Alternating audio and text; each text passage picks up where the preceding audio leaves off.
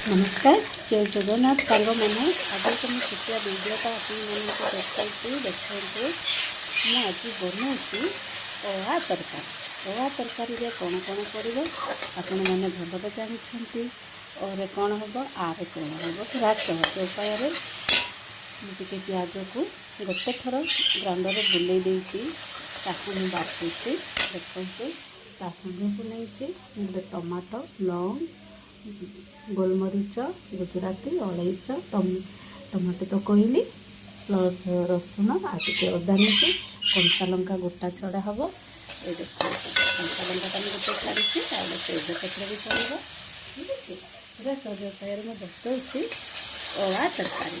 ओहा तरकारी केमती कौन हम से कौ जिनस आप मत कमेंट जनइबे।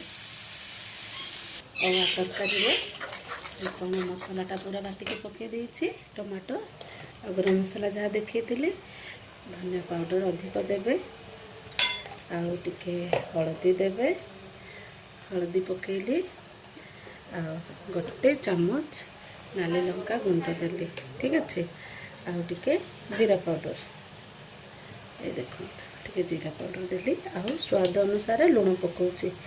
ओहा तरकारीटा ये बनइबे मसलाटा भलरे जदि न कषिब बेकार ठीक अच्छे ये बनइबे ओहा तरकारीटा।